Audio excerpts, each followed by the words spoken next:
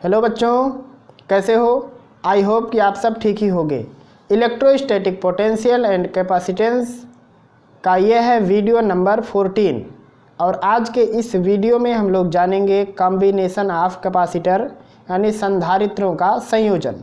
जो 13वां वीडियो है वो भी इसी पर आधारित है, लेकिन उसमें हम लोगों ने सीरीज और पैरेलल के फार्मूले ड्राइव किए थे और फिर कुछ बेसिक से सवाल लगाए थे जिनमें सर्किट देखने पर पता चल जाता था कि कौन सा सीरीज में है और कौन सा पैरेलल।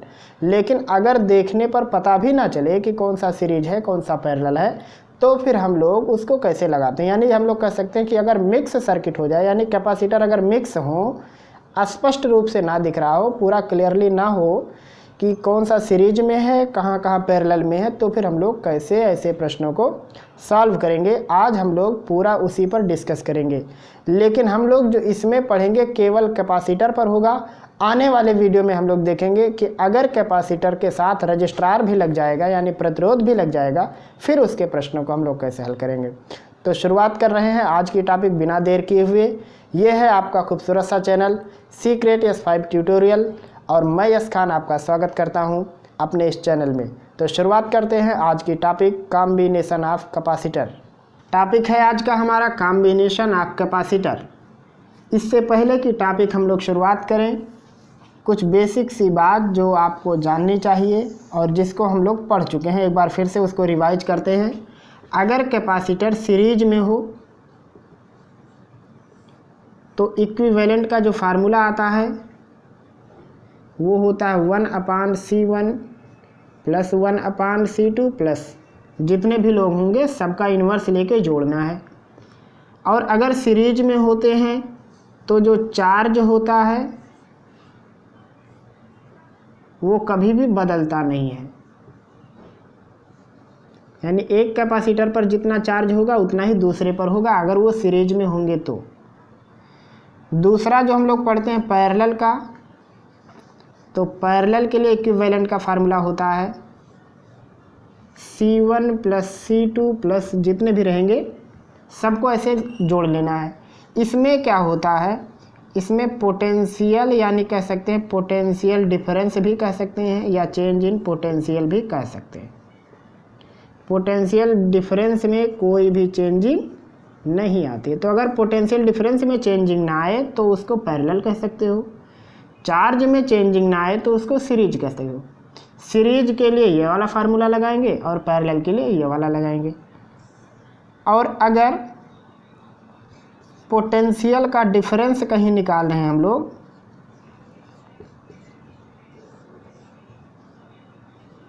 और पोटेंशियल का डिफरेंस आ गया 0, अगर ऐसा हुआ कि पोटेंशियल का डिफरेंस 0 है तो फिर उसके लिए जाने रहना कि वहाँ पे नो इक्विवेलेंट कैपेसिटेंस होगा, वहाँ पे किसी भी प्रकार का कोई भी धारिता नहीं होगी।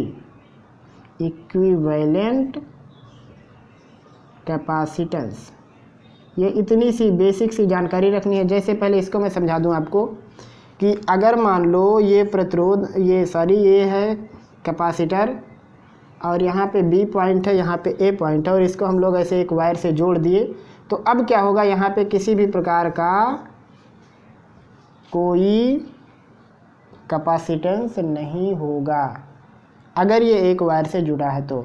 और अगर मान लो यहाँ से दूसरा कनेक्शन कर देंगे तो फिर अलग बात है, लेकिन फ़िलहाल यहाँ तो नहीं होगा, क्योंकि यहाँ पे अगर मान लो यहाँ पे आपने V पोटेंशियल दिया इसको, तो ये इस साइड भी V आके पहुँच जाएगा, तो यहाँ पे कोई भी धारिता नहीं होगी।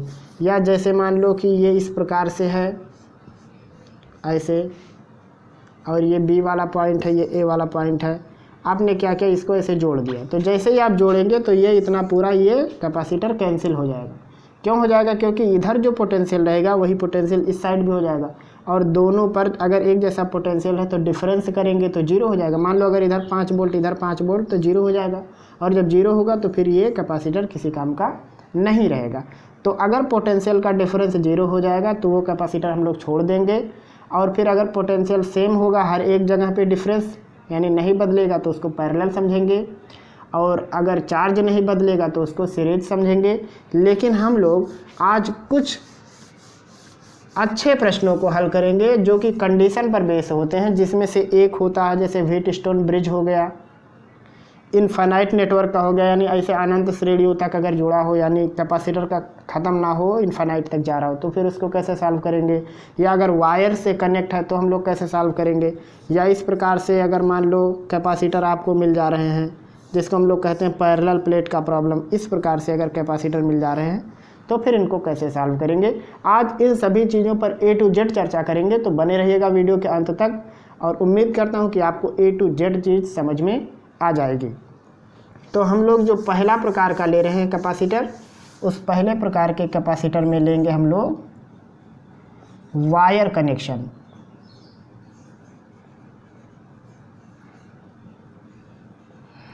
हम लोग पहला सॉल्व करेंगे वायर कनेक्शन प्रॉब्लम। अगर कैपेसिटर को वायर से जोड़ दिया जाएगा तो फिर कौन कौन सी हमको चीज़ें ध्यान में रखनी है और कैसे फिर पता करेंगे कि कौन सा पैरेलल कौन सा सीरीज हो जा रहा है। तो इसको हम लोग लगा के ही समझेंगे, क्योंकि जितना लगाएंगे उतने ज़्यादा कॉन्सेप्चुअल होता चला जाएगा, उतने ज़्यादा समझ में आते चले जाएंगे। तो जैसे मान लो कि ये है कैपेसिटर है, ये कैपेसिटर है, इस प्रकार से यहाँ B पॉइंट है और यहाँ पे A पॉइंट है। अब अगर हम कहें इक्विवेलेंट कैपेसिटेंस निकालो, तो आप तुरंत क्या कहोगे, सब तो सीरीज में और लगा दोगे। बिल्कुल सही बात है, अभी सब के सब सीरीज में। लेकिन अब होता क्या है, मान लो हम इसको यहाँ से यहाँ जोड़ देते हैं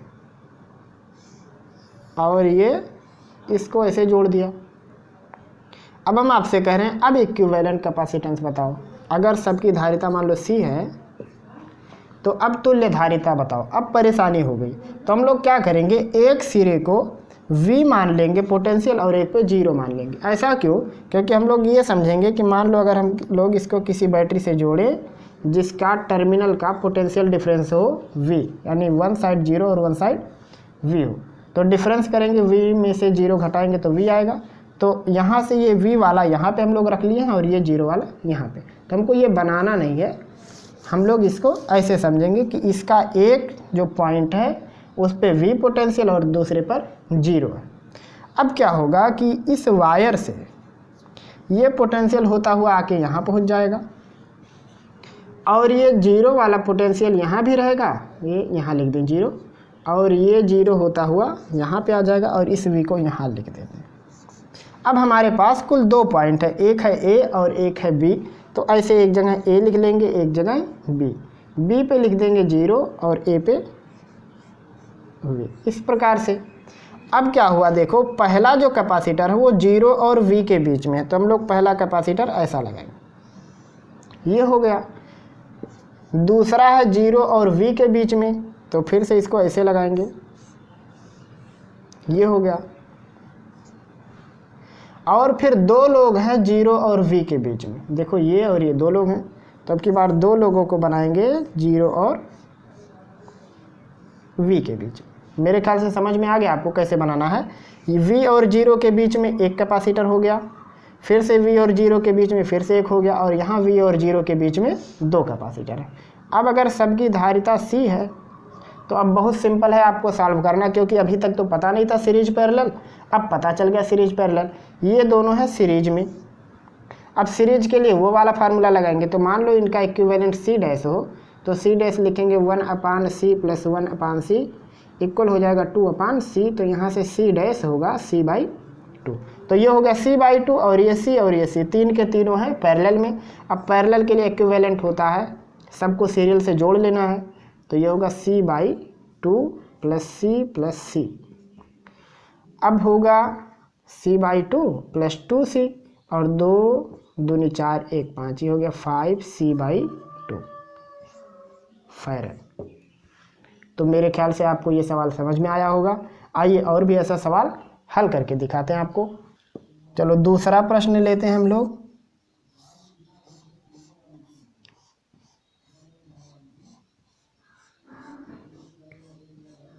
ये है इस प्रकार से, यहाँ पे है B और यहाँ पे A। क्या करते हैं हम लोग, इसको जोड़ देते हैं यहाँ से और इसको जोड़ देते हैं इस प्रकार से, ऐसे। अब आपको बताना है इक्विवेलेंट पोटेंस, इसका कैपेसिटेंस, तुल्य धारिता कैसे निकालेंगे। फिर वही काम करेंगे कि मान लो एक है V और एक है 0। अब क्या हुआ देखिए, ये 0 इस पार नहीं होगा क्योंकि ये वायर से कनेक्ट नहीं है, क्योंकि बीच में कैपेसिटर आ गया। तो अब क्या होगा, ये V चलता हुआ आके पहुंच जाएगा यहाँ। हम मान लेते हैं इसको कोई एक इमेजिनरी पोटेंशियल, मान लो इसका पोटेंशियल है x। तो अब ये इस वायर से चलते हुए यहाँ आ जाएगा x, और ये यहाँ से आके यहाँ पहुँच जाएगा। तो अब हमारे पास कुल 3 पॉइंट हो गए, A हो गया, B हो गया, और उसके बीच में एक है x। A पे V है और B पे 0 है, और ये x वाला हम लोगों ने x मान लिया। अब पहला कैपेसिटर क्या है, ये पहला नहीं बल्कि 2 कैपेसिटर हैं V और x के बीच में। तो 2 लोग हो गए V और x के बीच में, एक फिर से है V और x के बीच में, ये हो गया। फिर यहाँ पे V और x के बीच में, ऐसे बना सकते हो। और फिर से क्या है, x और x के बीच में। तो अभी हमने बताया कि अगर पोटेंशियल का डिफरेंस 0 हो, x में से x घटाएंगे 0, तो ये किसी काम का नहीं है।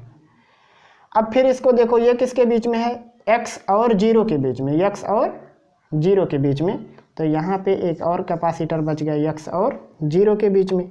अब इसे तो हल कर सकते हो, बहुत सिंपल है। मान लो ये C है, ये भी C, ये भी C, ये भी C। तो ये दोनों C मिल के कितना होगा, C/2, और फिर C plus C/2 plus C, ये पैरेलल है तो ऐसे सिंपल जुड़ जाएगा। तो ये होगा C/2C, और ये हो जाएगा 5C/2। अब 5C/2 और ये C, ये दोनों मिलके हो गए सीरीज में। तो सीरीज में इनका उल्टा होता, तो इक्विवेलेंट हो जाएगा 1/C, और इसका था 5C/2, तो होगा ये 2/5C। 7 से यहाँ 5 से गुणा करेंगे हर बराबर करने के लिए, तो 5 2 7 हो जाएगा, 7/5C। तो यहाँ से इक्विवेलेंट होगा 5C/7 फैरेड। तो आपको ये प्रश्न समझ में आ गया होगा। चलिए एक और लगा देते हैं इसी में से। तीसरा प्रश्न ले लेते हैं। ये कैपेसिटर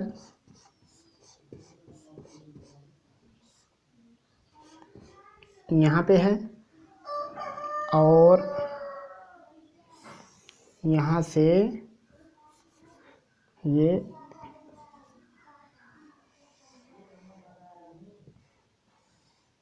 इस प्रकार से जॉइंट है, और एक है ये पॉइंट A और ये पॉइंट है B, इस प्रकार से है। आपको निकालना है इक्विवेलेंट कैपेसिटेंस। मान लो ये C सब C है, तो आप कैसे निकालोगे इक्विवेलेंट कैपेसिटेंस? अगर आपको इसका निकालना है तो आप कैसे निकालोगे? तो करना क्या है, एक को मान लो V, एक को 0, तो ये 0 होता हुआ आके यहाँ पहुँच जाएगा, ये भी 0 हो जाएगा। तो अब ये तो किसी काम का नहीं है क्योंकि पोटेंशियल का डिफरेंस 0 है, तो ये तो गया, इसका काम हुआ ख़त्म। अब हम क्या बनाएंगे, देखो एक क्या है, ये 0 वाला, और इसका ये सिरा हमको नहीं मालूम है कि यहाँ पे पोटेंशियल कितना है। तो मान लो यहाँ पे पोटेंशियल है x। तो अब हमारे पास पॉइंट है V है, 0 है और x है, V 0 x। अब देखो V और 0 के बीच में कुल 3 कैपेसिटर लगा है, 1 2 3 हो गया। और फिर यहाँ क्या है, देखो इस 0 और x के बीच में एक कैपेसिटर लगा है, तो 0 और x के बीच में एक कैपेसिटर। अब सब के सब किस में हो गए, सीरीज में। तो अब इनको सिंपल हल कर सकते हो कि मान लो ये C, तो होगा ये 1/C plus 1/C plus 1/C plus 1/C, ये हो जाएगा इक्विवेलेंट कैपेसिटेंस। तो सबका हर बराबर हो जाएगा, ये 4/C। तो यहाँ से CE इक्वल होगा C/4, ये हो जाएगी इसकी तुल्य धारिता। तो मेरे ख्याल से आपको ये वायर का कनेक्शन वाला प्रॉब्लम समझ में आया होगा कि अगर हम लोग वायर से जॉइंट कर देते हैं तो फिर सीरीज और पैरेलल कैसे बनाते हैं। चलिए एक सवाल और दिखा देते हैं इसका, उसके बाद शुरू करेंगे दूसरी टॉपिक।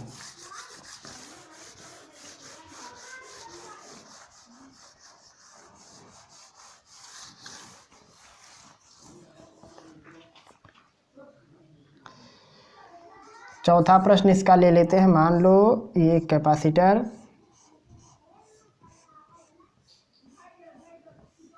यहाँ पे बी पॉइंट है, यहाँ पे ए है, ये पॉइंट है। अब आपको निकालना है, इसको हल करना है। हल करके देखो कैसे निकालेंगे। सिंपल, यहाँ पे v हो जाएगा, यहाँ पे v होगा, यहाँ पे मान लो x, इसको x क्या, यहाँ पे जीरो पोटेंशियल है क्योंकि जानते हैं दूसरा टर्मिनल लास्ट वाला जीरो होता है। यहाँ पे मान लो x हो गया और ये भी हो गया x। तो 3 पॉइंट हो गए हमारे पास, a, x और b। a पे v है पोटेंशियल, b पे जीरो और x का मान लो x है। पहला v और x के बीच में बन गया, दूसरा है v और x के बीच में बन गया, तीसरा भी है v और x के बीच में, ये भी बन गया, चौथा है 0 और x के बीच में, ये भी बन गया। अब ये 3 के तीनों हो गए पैरेलल में, तो इस तीनों का हो जाएगा 3c क्योंकि पैरेलल में डायरेक्ट जोड़ लेते हैं। और इसको मान लो ये c है, तो अब ये हो जाएंगे पूरे सीरीज में। ये पूरा पैरेलल ख़त्म होके एक बन जाएगा और ये एक, दोनों हो गए सीरीज में। तो अब ये होगा 1/3c + 1/c। तो अब यहाँ 3 का गुणा करेंगे तो होगा 3 × 4, यानी ये 4/3c। ये हो जाएगा इक्विवेलेंट कैपेसिटेंस। तो यहाँ से CE इक्वल होगा 3c/4। तो मेरे ख्याल से आपको वायर कनेक्शन का सवाल समझ में आ गया होगा। अब हम लोग लेते हैं दूसरा वाला कंडीशन, जिसमें हम लोग लेंगे इनफाइनाइट नेटवर्क बनाएंगे, यानी ढेर सारे कैपेसिटर लगाएंगे। दूसरा वाला ले लेते हैं इनफाइनाइट नेटवर्क।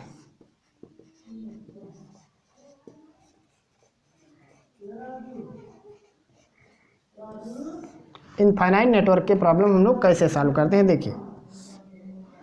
मान लो ये पॉइंट है A और ये B, इस प्रकार से ये कैपेसिटर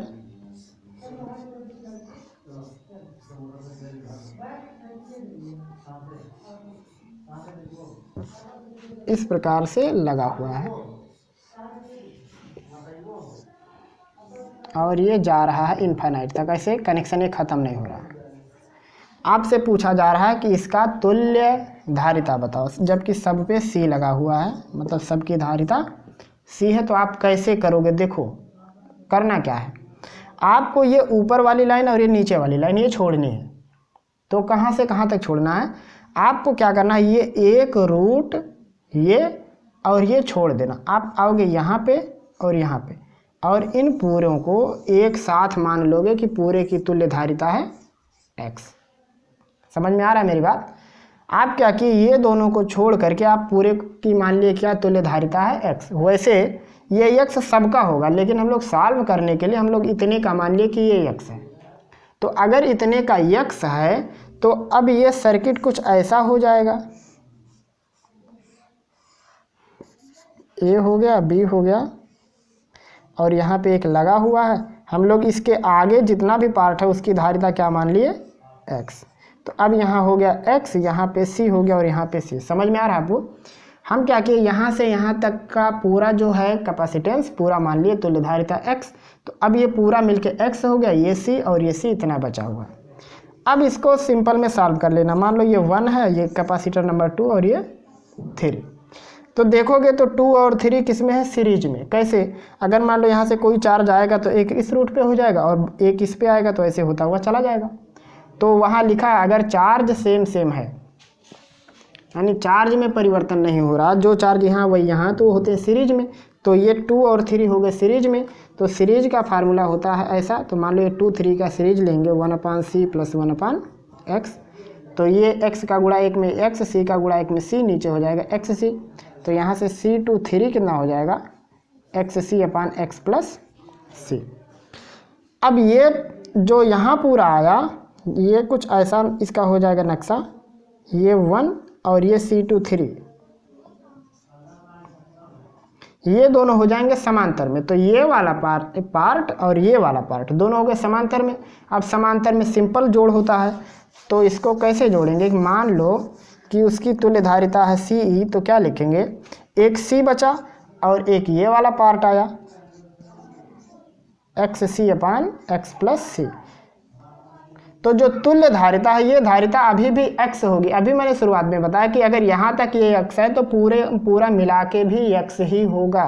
तो यहाँ हम लोग तुल्य धारिता की जगह पर भी क्या लिखेंगे, x। और हमको सॉल्व किसको करना है, x को, यानी हमको x की वैल्यू निकालनी है क्योंकि वही तो तुल्य धारिता है। तो अब इसको कैसे सॉल्व करेंगे, ये होगा x इक्वल, इधर गुणा करो तो होगा ये cx प्लस सी स्क्वायर प्लस एक्स सी, और नीचे है x प्लस सी, इधर गुणा करोगे तो होगा ये x स्क्वायर प्लस एक्स सी इक्वल सी एक्स प्लस सी स्क्वायर प्लस एक्स सी। आई समझ में बात, ये सी एक्स और ये सी एक्स कट गया, ये होगा एक्स स्क्वायर, इधर से एक्स सी आएगा तो होगा ये माइनस एक्स सी, और ये हो गया सी स्क्वायर, इधर आएगा तो होगा ये माइनस सी स्क्वायर इक्वल 0। अब ये सिंपल में क्या बन गया, एक द्विघात समीकरण। कैसे हल करेंगे, देखो द्विघात समीकरण को हल करने का फार्मूला मालूम है, x इक्वल होता है minus b plus minus under root b square minus 4ac upon 2a, ये फार्मूला होता है। तो यहाँ a का मान 1 है, b का मान है माइनस सी, तो ये हो जाएगा यहाँ पे प्लस सी हो जाएगा, क्योंकि यहाँ फार्मूला लिख दिए, कहाँ, यहाँ पे लिख देते हैं, x equal minus b plus minus under root b square minus 4ac upon 2a। तो अब यहाँ b की जगह पे है माइनस सी, तो माइनस पहले से लगा तो ये हो जाएगा प्लस में, यानी c हो गया plus minus under root b square, यानी माइनस सी का वर्ग तो हो जाएगा सी स्क्वायर माइनस 4ac, तो माइनस यहाँ है और c के आगे भी माइनस है तो दोनों हो जाएंगे प्लस। और उसके बाद a का मान यहाँ 1 है, गुणांक लेना है हमको, तो यहाँ उसका मान 1 है और ये है सी स्क्वायर, तो हो जाएगा ये 4c स्क्वायर अपान 2, तो होगा ये c plus minus 4c square में c स्क्वायर जोड़ेंगे तो होगा ये 5c स्क्वायर अपान 2, और c स्क्वायर का वर्गमूल निकलेगा तो होगा ये c plus minus c under root 5 upon 2। ये हो जाएगी इसकी तुल्य धारिता, इस पूरे नेटवर्क की तुल्य धारिता होगी c plus minus c under root 5 upon 2।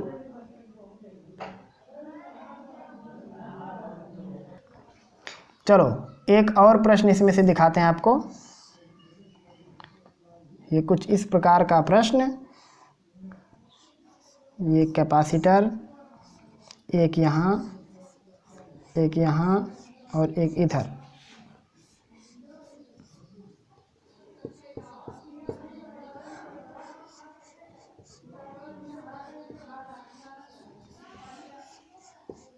इस प्रकार से, और ये रूट ख़त्म होने का नाम नहीं ले रहा है, इनफाइनाइट तक जा रहा है। आपको निकालना है इसकी तुल्य धारिता, ये पॉइंट ए और ये पॉइंट बी, सब पे सी लगा हुआ है, तुल्य धारिता निकालना है। तो आप करेंगे क्या, सिंपल, मैंने बात आपको बताया, ये यहाँ से लेकर के यहाँ तक पूरा क्या मान लेंगे, x।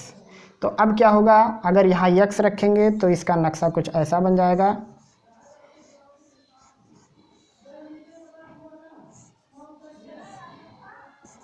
ये हो गया a और ये हो गया b।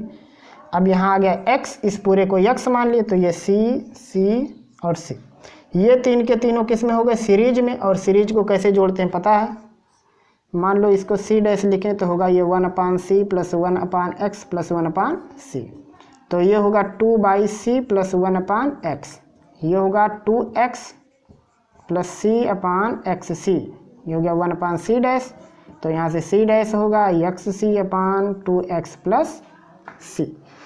तो अब ये वाला कैपेसिटेंस तीनों मिलके जो बनेगा, और ये दोनों हो गए समांतर में, क्योंकि जब इस पूरे की जगह पे एक लिखेंगे, एक कैपेसिटेंस सी डैश, तो ये सी डैश और ये सी किस में हो जाएगा, समांतर में। और समांतर को तो सिंपल में जोड़ते हैं, तो इसको जोड़ेंगे तो मान लो लिखेंगे सी ई, तो होगा सी प्लस सी डैश, और सी डैश की वैल्यू है एक्स सी अपान 2x प्लस सी, तो ये होगा, गुणा करेंगे जब, 2xc प्लस सी स्क्वायर प्लस एक्स सी अपान नीचे होगा 2x प्लस सी, और सी इसकी पूरी की पूरी तुल्य धारिता कितनी होगी, वो भी x ही होगी, जितना इतने का होगा उतना सब का होगा।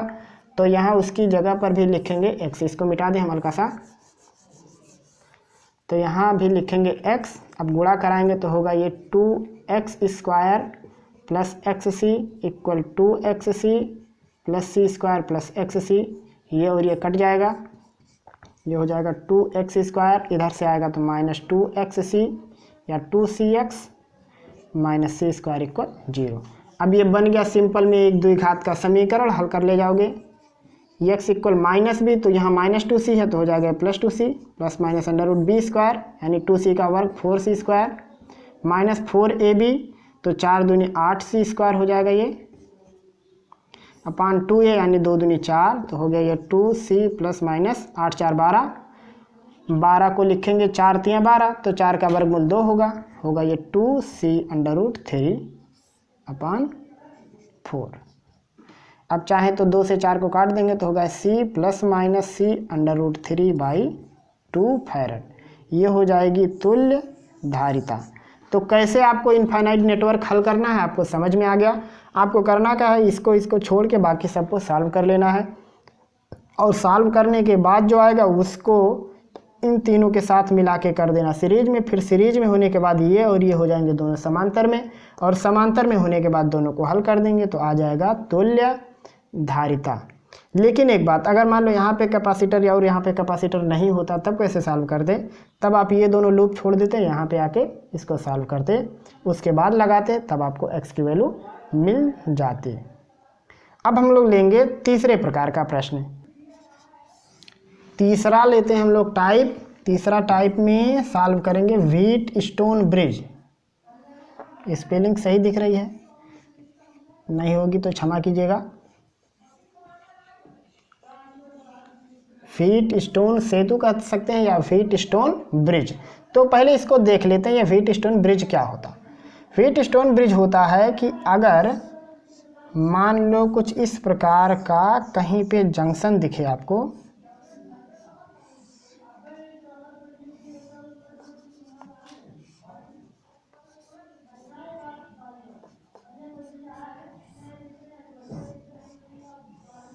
इस प्रकार से ये B पॉइंट ले लें और ये A पॉइंट मान लो, या सीरियल से A B C D ले लेते हैं। तो व्हीटस्टोन ब्रिज क्या कहता है कि अगर यहाँ का मान लो ये C1 C2 C3 C4 कुछ भी ले लो, आपको रट्टा नहीं मारना कि ये ऐसा करना C1/C2 C या C1/C3, आपको रटना नहीं है, मैं आपको बता रहा हूँ करना क्या। आप क्या करोगे, सबसे पहले देखोगे या तो इन दोनों का रेशो निकाल लेना, यानी C1/C2 कर लेना, और C4/C3। अगर इधर से उधर जाओगे तो इस साइड भी इधर से उधर जाना, और अगर C4/C3 कोई जरूरी नहीं, यहाँ 3 भी हो सकता है, इसलिए हम कह रहे हैं नंबर पर ध्यान मत देना, C1/C2 नहीं। आप ये वाले रूट का अनुपात निकाल लेना और ये वाले रूट का अनुपात। अगर दोनों रेशो बराबर है, दोनों अनुपात समान है, तो फिर ये कैपेसिटर किसी काम का नहीं होगा। दिमाग में बात रखे रहेगा। अगर इस रूट से जाने पर अनुपात निकालने पर और इस रूट का अनुपात, जैसे मान लो यहाँ 2 फैरड है और यहाँ पे 4 फैरड, यहाँ पे 6 फैरड है, यहाँ पे 12 फैरड। अब 2/4 मतलब आधा होगा और 6/12 मतलब आधा, तो दोनों बराबर है। तो यहाँ पे अगर कैपेसिटर लगा रहता तो वो किसी काम का नहीं था। उसी को ऐसा भी चेक कर सकते हो कि अगर इन दोनों का अनुपात, जैसे 2/6 मतलब 1/3, 2/6 का मतलब 1/3, और इधर से 4/12 का मतलब 1/3, 4 1 4 4 3 12, या अगर इधर से अनुपात और इधर से अनुपात निकालने पर बराबर आ रहा है, तब भी ये बीच वाला किसी काम का नहीं रहेगा।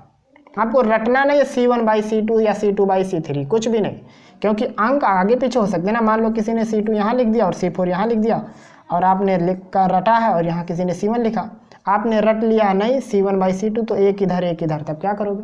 तो आपको करना क्या है, इस साइड से जाना, इधर का रेशो निकाल लेना और इधर से इधर का। अगर दोनों का अनुपात बराबर है तो ये बीच वाला कैपेसिटर किसी काम का नहीं होता है।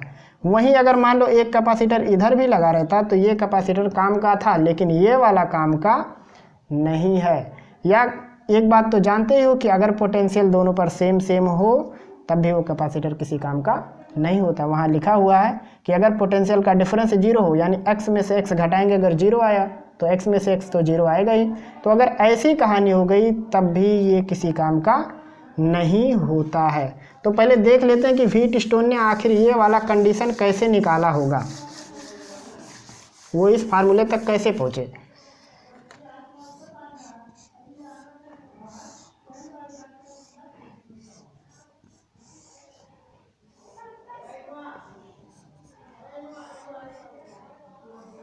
इस प्रकार से यह ए बी, मान लो यहाँ पे x ले लें और यहाँ पे x,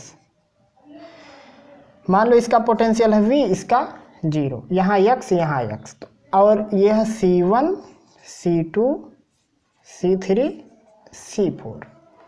अब मान लो अगर हम लोग इसमें कोई चार्ज फ्लो कराएं तो एक चार्ज इधर चला जाएगा और एक चार्ज इधर जाएगा, मतलब अगर यहाँ Q चार्ज जा रहा है तो मान लो Q1 इस रास्ते से गया, Q2 इस रास्ते से। अभी हम लोग व्हीटस्टोन का ये देख रहे हैं थ्योरी कि आखिर उन्होंने C1/C2 और C3/C4 कैसे किया होगा। तो अगर मान लो ये चार्ज इधर जा रहा है तो ये यहाँ से निकल जाएगा और ये यहाँ से निकल जाएगा। कब? जब ये किसी काम का नहीं होगा। तो हम लोग ऐसा मान लेते हैं कि ये किसी काम का नहीं है। तो यहाँ से आएगा Q1 और इस रास्ते से आएगा Q2 और बाहर क्या निकल जाएगा? Q निकल जाएगा। तो अब जिधर चार्ज सेम होते हैं वो सीरीज में होता है, और अगर ये इधर सेम है तो ये भी सीरीज में होगा। लेकिन उससे पहले देखो कि यहाँ पे जो पोटेंशियल का डिफरेंस है वो कितना है? V - x लिख सकते हैं, हायर टू लोअर। ये बड़ा पोटेंशियल, ये छोटा है, तो V - x यानी पोटेंशियल का डिफरेंस कितना होता है? Q/c। तो यहाँ का ये कितना Q1 है और पोटेंशियल कितना है? C1। यहाँ पे V - x वो कितना होगा? Q2/C2 होगा। अब ये दोनों चीज़ बराबर हैं तो ये कितना होगा? Q1/C1 बराबर Q2/C2 होगा। ऐसे ही अगर इधर निकाल के देखा जाए x - 0 तो ये होगा Q1/C3 और x - 0 अगर निकाला जाए तो इधर से होगा Q2/C4। तो अब ये दोनों बराबर हैं तो ये हो जाएगा Q1/C3 बराबर Q2/C4। यहाँ इसको हल करो तो ये होगा Q1C2, इधर से होगा Q2C1। इसको हल करो तो ये होगा Q1, यहाँ लगा दें, होगा ये Q1C4 और ये होगा Q2C3। अब अगर डिवाइड करो तो ये कितना होगा? C2/C4 होगा, Q1 से Q1 कट के।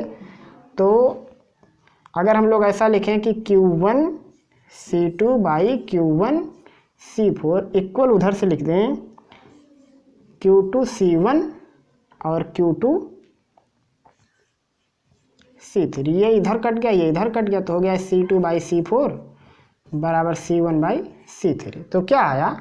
Q2/Q4 यानी इधर से इधर का अनुपात बराबर इधर से इधर का अनुपात। या इसको ऐसा लिख सकते हो कि C1 को नीचे कर दो, C4 को ऊपर कर दो, तो ऐसा होगा ये C2/C1 बराबर C4/C3। यानी यहाँ से यहाँ का अनुपात बराबर यहाँ से यहाँ का अनुपात। या इसी को उल्टा लिख लोगे तो होगा ये C1/C2 बराबर C3/C4। तो आप कुछ भी कर सकते हो, इधर से इधर का अनुपात निकाल लो और इधर से इधर का अनुपात। अगर बराबर आ जाए तो ये किसी काम का नहीं होगा। इस साइड से इस साइड का अनुपात और इस साइड से इस साइड का अनुपात निकालो, बराबर हो तो किसी काम का नहीं होगा। या ऐसा रेशो निकाल लो, अगर ये भी बराबर हो तो ये किसी काम का बीच वाला नहीं होगा, लेकिन इस साइड वाला काम का होगा क्योंकि इसका पोटेंशियल डिफरेंस 0 नहीं, इसका 0 है। देखो इसका पोटेंशियल डिफरेंस 0 है। तो आपको ये बात समझ में आ गई कि अगर व्हीटस्टोन ब्रिज होगा तो ये बीच का किसी काम का नहीं होगा। बस व्हीटस्टोन ब्रिज इसीलिए अपनाया जाता है ताकि पता चले कि बीच वाला काम का है हमारे कि नहीं। और जब नहीं रहता तो फिर ये सीरीज और दो सीरीज को हल करेंगे, पैरेलल हो जाएगा और फिर पैरेलल को हल कर लेंगे। तो आइए अब सवाल लगा के देखते हैं। चलो इसमें पहला प्रश्न हम लोग लेते हैं। मान लो ये है 3 कैपेसिटर और यहाँ पे B पॉइंट, यहाँ पे A पॉइंट, यहाँ से ऐसे एक कैपेसिटर इधर लगा और ये इधर ज्वाइंट, यहाँ से एक कैपेसिटर इधर लगा है और ये इधर ज्वाइंट। आपको इसे सॉल्व करना है। सब पे मान लो धारिता C है। अब कैसे सॉल्व करेंगे? ये मान लो V है और ये यहाँ 0 है तो यहाँ पे 0 हो जाएगा। अब ये 2 पॉइंट छूट रहा है तो मान लो एक पॉइंट हो गया X और एक पॉइंट हो गया Y। तो अब हम लोग क्या देख रहे हैं कि V और Y या A और Y के बीच में एक कैपेसिटर आ रहा है। तो कैसे बनाएंगे? यहाँ पे देखो 4 पॉइंट हो गया, A B, मान लो ये X और ये Y। पहला है V और Y के बीच में, V यही A वाला है। दूसरा है यहाँ पे देखो V और Y हो गया, दूसरा C यहाँ X और Y के बीच में, X और y के बीच में, ये हो गया, ये हो गया, ये है 0 और x के बीच में, तो यहाँ 0 है, ये हो गया 0 और x के बीच में, ये भी हो गया। अब ये किसके बीच में है, देखो ये वाला, इधर 0 है इधर y है, तो ये है 0 और y के बीच में। ये किसके बीच में है, x और v के बीच में, ये वाला है, तो x और v के बीच में हो गया ये वाला। अब देखो ये किस में बन गया, व्हीटस्टोन ब्रिज दिख रहा है, c हो गया इस प्रकार से। सब पे अगर हमने c लिया है तो क्या होगा, c बाई सी मतलब 1 होगा, इधर से c बाई सी का मतलब 1 होगा। इसका मतलब ये क्या, व्हीटस्टोन ब्रिज, तो ये किसी काम का नहीं है। फिर अब ये सिंपल में क्या बचेगा, ऐसा, यहाँ b हो गया, ये हो गया a, c c c c, ये दोनों हो गए सीरीज में, तो हल करने पे आएगा c/2, ये दोनों हो गए सीरीज में तो आएगा हल करने पर c/2, c/2 पैरेलल है, तो होगा ये c/2 प्लस c/2 इक्वल होगा 2c/2 मतलब c, यानी इसकी पूरी तुल्यधारिता कितनी आएगी, c। तो समझ में आ गया आपको व्हीटस्टोन ब्रिज का प्रश्न आप कैसे लगाएंगे। सबसे पहले इमेज बनाएंगे और इमेज बनाना सीख लीजिए। इमेज बन गया, उसके बाद अनुपात निकाल के देख लीजिए, अगर अनुपात ठीक ठाक आया तो फिर ये बीच वाला किसी काम का नहीं रहेगा। और फिर ये दोनों सीरीज इसको हल कर सकते हो, वही वाला रूल, ये दोनों सीरीज इसको हल कर सकते हो। फिर ये सीरीज और ये सीरीज मिलकर पैरेलल हो गए, इनको हल कर दो, इक्विवेलेंट कैपेसिटेंस आ जाएगा। अब इस प्रश्न को सॉल्व करते हैं। यहाँ पे मान लो पोटेंशियल है V और यहाँ पे पोटेंशियल 0, तो अब यहाँ भी V होगा। मान लो ये पॉइंट है X और ये पॉइंट Y, तो 4 लोग हो गए, A हो गया, X, Y और B, तो B हो गया, A हो गया, एक X हो गया और एक Y हो गया। तो पहला क्या है, मान लो ये V और Y के बीच में है, यानी ये V यही है, तो इसके बीच में ये हो गया। फिर क्या है, x और y के बीच में एक है, वो इस प्रकार से बन गया। 0 और x के बीच में है, 0 और x के बीच में ये बन गया, ये भी हो गया। x और v के बीच में एक है, ये भी बन गया। 0 और y के बीच में एक है, ये भी बन गया। लो, ये व्हीटस्टोन ब्रिज बन के फिट हो गया। अब अगर यहाँ c है, c है, c है, तो ये क्या व्हीटस्टोन ब्रिज है, क्योंकि c बाई सी का मतलब 1, c बाई सी का मतलब 1, तो ये हो जाएगा ख़त्म। फिर ये दोनों सीरीज, ये दोनों सीरीज और 2 सीरीज को हल करेंगे, फिर बाद में पैरेलल हो जाएंगे और फिर उनको सॉल्व कर लेंगे। तो मेरे ख्याल से आपको ये व्हीटस्टोन ब्रिज का प्रश्न समझ में आ गया होगा। चलो इसी में से एक प्रश्न लेते हैं हम लोग।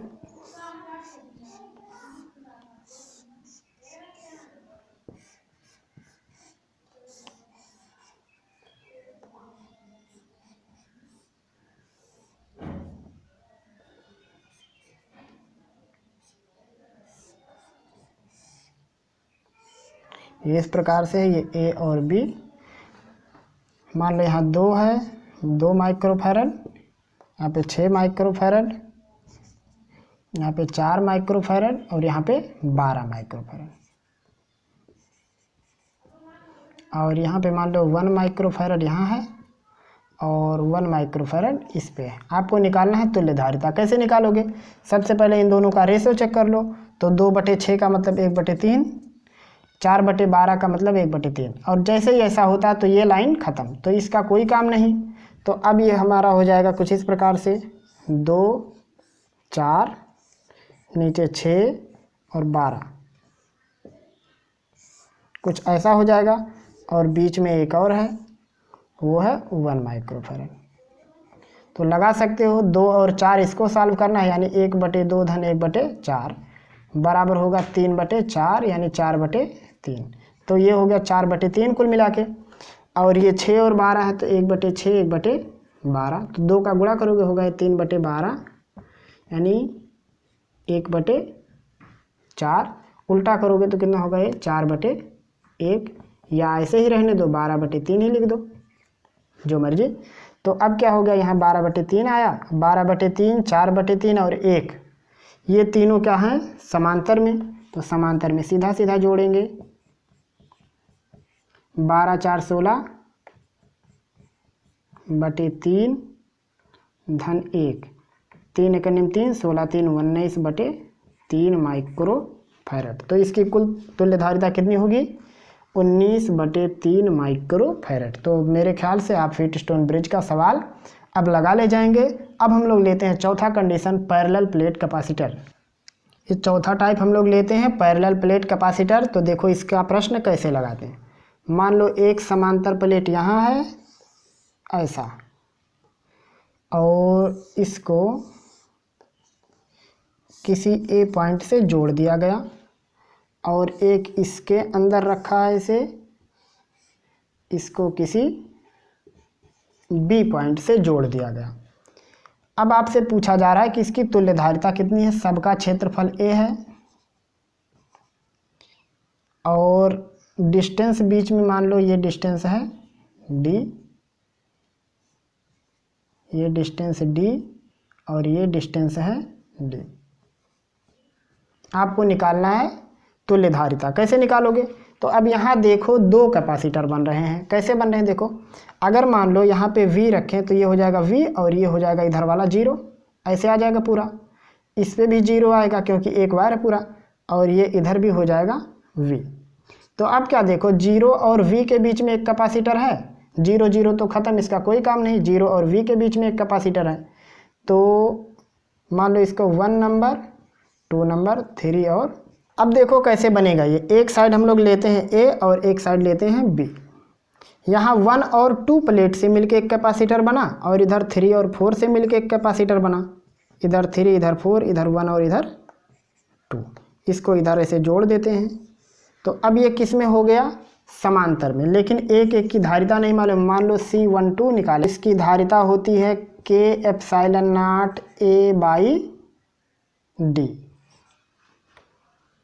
ये होता है तुल्य धारिता, या कह सकते हैं कि समांतर प्लेट संधारित्र की धारिता का सूत्र। तो यहाँ पे ये लोग रखे किस में? मान लो Y में, तो यहाँ पे परावैद्युतांक 1 होगा, तो इसकी जो धारिता होगी ये होगा ε0A/D।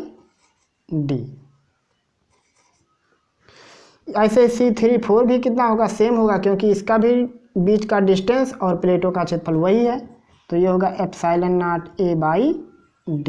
अब दोनोल समांतर में है तो जोड़ लेंगे, तो तुल्य धारिता आ जाएगी C12 + C34 इक्वल होगा ε0A/D + ε0A/D। हर बराबर है तो हो जाएगा ये 2ε0A/D।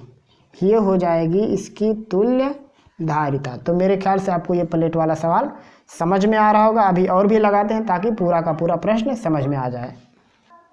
चलो अगला प्रश्न लेते हैं। मान लो इस प्रकार का है,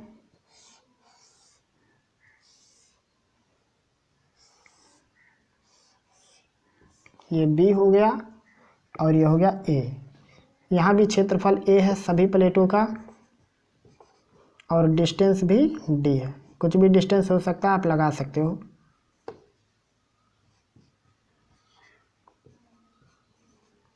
सभी D है। 1 प्लेट, 2, 3 और ये 4।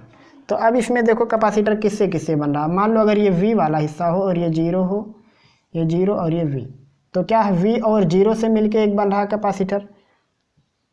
फिर यहाँ क्या हो रहा है, V और 0 से मिलके एक और बन रहा है, यहाँ पे एक और बन रहा है। 3 लोग बन रहे हैं, लेकिन तीनों कैसे हैं? समांतर में है कि श्रेणी में, देखो पता करना है आपको।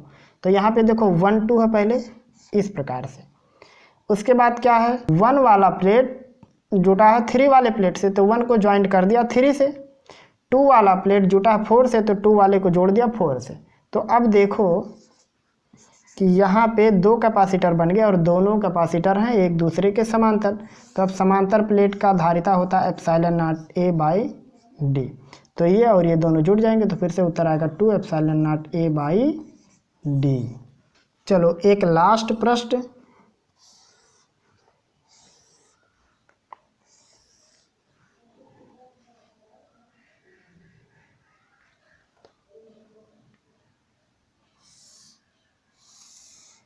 इस प्रकार से और ये इस प्रकार से, इसको खुद लगाओ। इसके प्लेटों के बीच की दूरी D है, इसकी है मान लो 2D और ये डिस्टेंस है D।